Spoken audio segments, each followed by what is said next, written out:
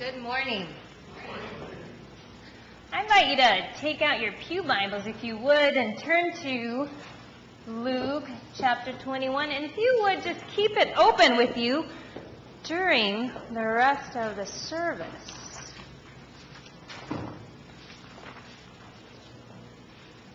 It's good to see everyone. I hope that you had a really wonderful Thanksgiving time, whether you were with family or friends. If you did something unusual, I know some folks of ours went down to Disneyland, was it?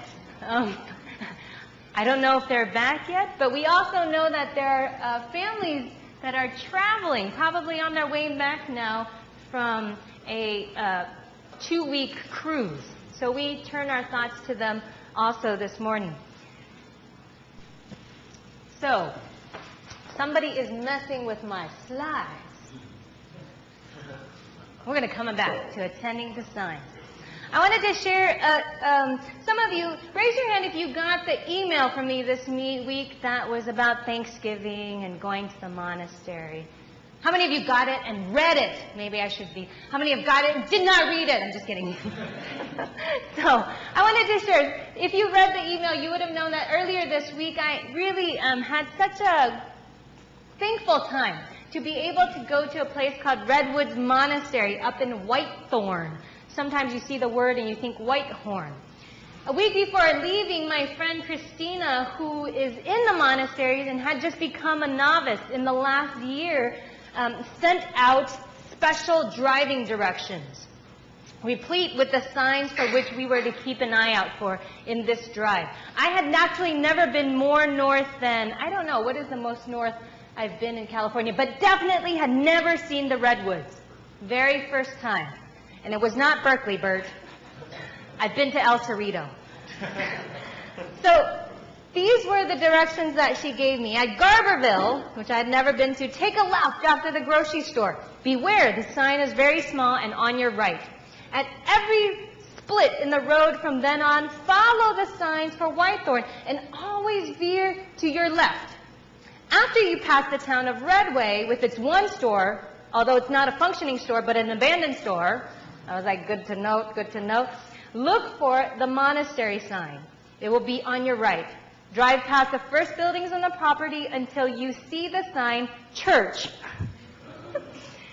It was really indeed a windy road with many forks, and had I not known what to look for, the abandoned store, the town names, it is very likely that I still might be wandering in the great redwood forests of the Northern California coast. Truly, where would we be without signs? And yet, we don't really think too much about the signs that we use every day. Signs that tell us which streets are one-way streets, how fast we're allowed to go on the highway, where to find a restroom when we're in a new building, which door to go into once you're in the area, the opening and closing of times of favorite stores or restaurants, which exit to take in order to find gas but not food but not hotels, hazards to be aware of on the road, how to distinguish between entrances and exits, the cost of combo meals, and whether to push or pull on a door to go or to stop. Our daily lives, I would suggest, are really filled with, directed by, assisted by signs. Would you agree? Imagine, if you would, a day without signs. What would that be like? Surely it would be fraught with some sense of confusion and fear, and not a little of uncertainty. But what happens, I would ask, if the signs that we are seeing give mixed messages or don't make sense at all? I came across a fun and quirky website this past week called Sign Spotting. You might want to look at it if you have a lot of time this week and you don't know what you're doing surfing on the web. Sign Spotting would be a fun place to go. It provides sort of a forum for people to post these quirky signs that they found all over the world. On the front of buildings, on roads, on menus, and even as part of instruction booklets. So here's a few that I thought that we would enjoy together. This was found, I believe, in England somewhere. Norfolk, England. And as you can see, the sign says, emergency telephone, dial 999 for Coast Guard, police, fire, or ambulance. But there are only 3 buttons, 1, 2, and 3. Or this sign, found in Pampanga, Philippines. I think a little luck, in fact, would be needed for this one. This sign was found in London. These are protected trees, but they're not alive. It's confusing. Then we have this sign that's less visible, but it says, danger, beware of Santa Rosa police and Sonoma County sheriff's officers committing crimes in this area. And that's up in Santa Rosa, not very far away. Another odd sign that I found was this one.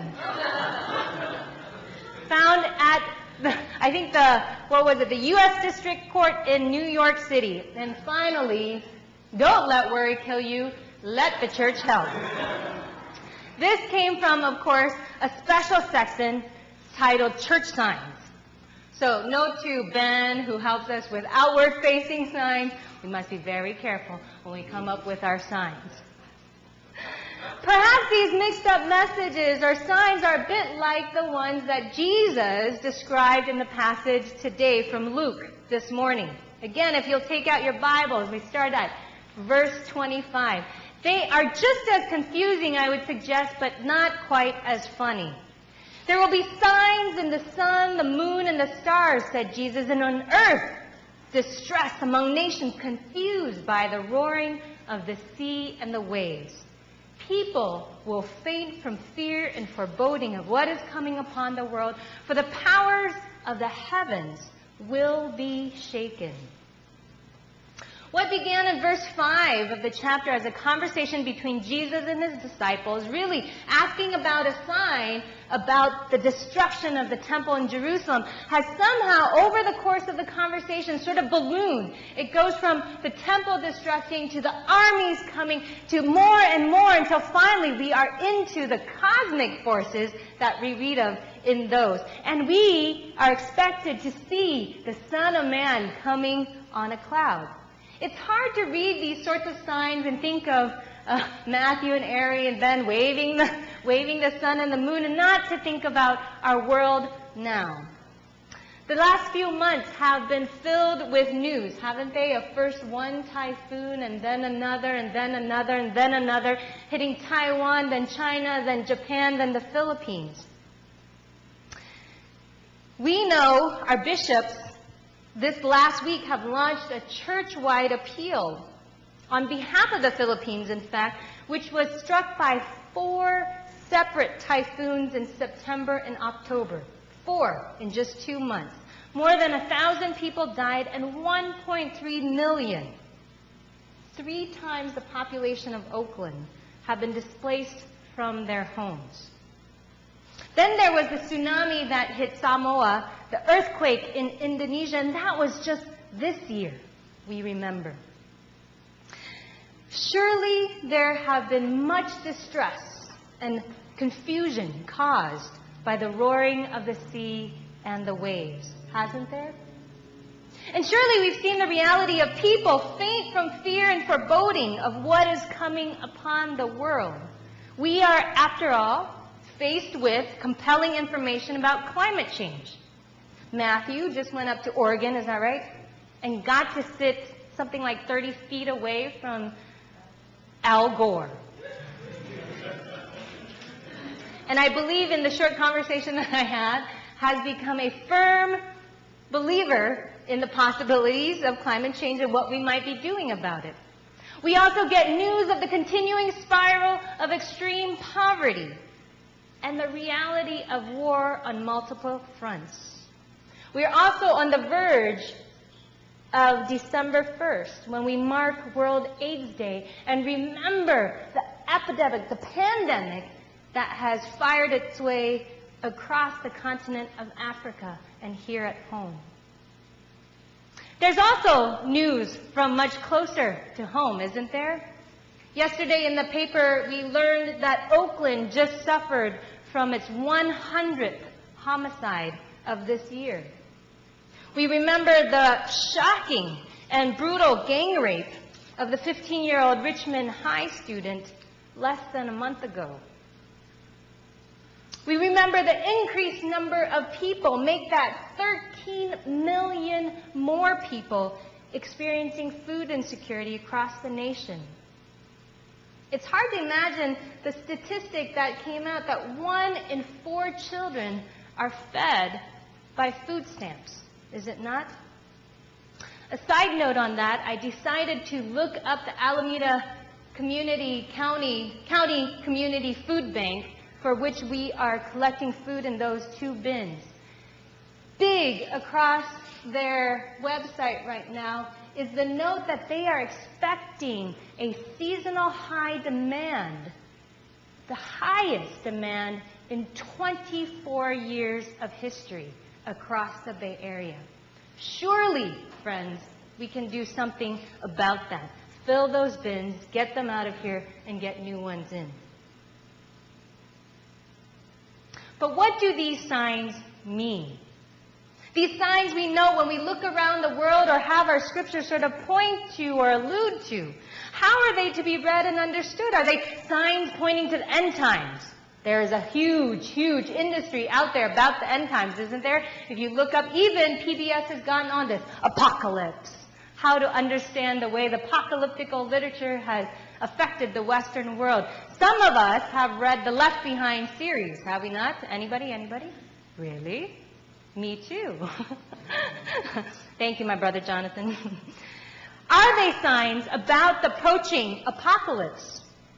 Are they signs of the second coming of Jesus, where we'll see that Son of Man in that vision of the clouds coming out of the sky? Noted in verse 27. Are they signs of greater destruction to come? Or our approaching redemption? And how is it that we're supposed to respond to these signs? With fear and foreboding, as noted, with worries and distractions, with alertness or prayer, or, as Peggy would have us do, stand up, raise our heads, knowing that God is here and God is near. And what, if anything, do those signs and attending to them have to do with Advent? The season of Advent has begun, and with it, we enter into an in-between time, a time of waiting, of anticipating, of preparing, of connecting our hearts to the deepest longing for the coming of Christ.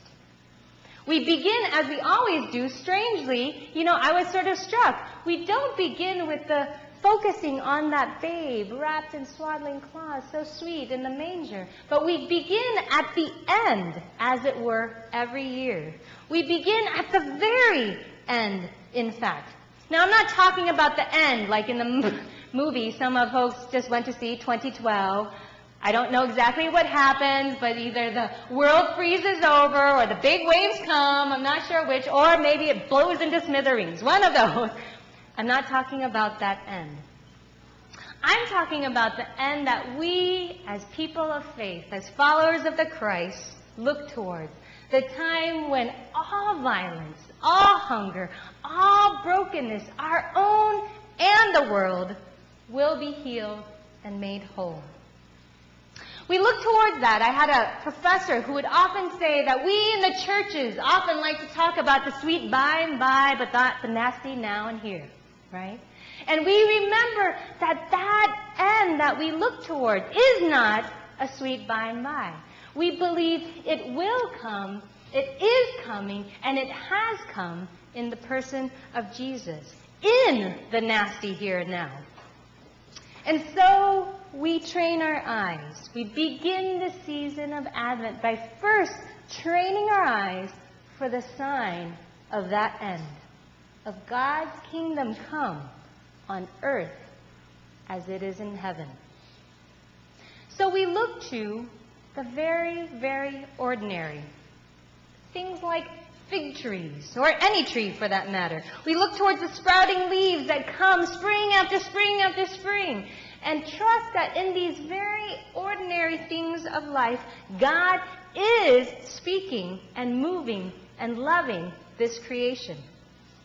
And so we're also called to be on guard, not against an enemy, right?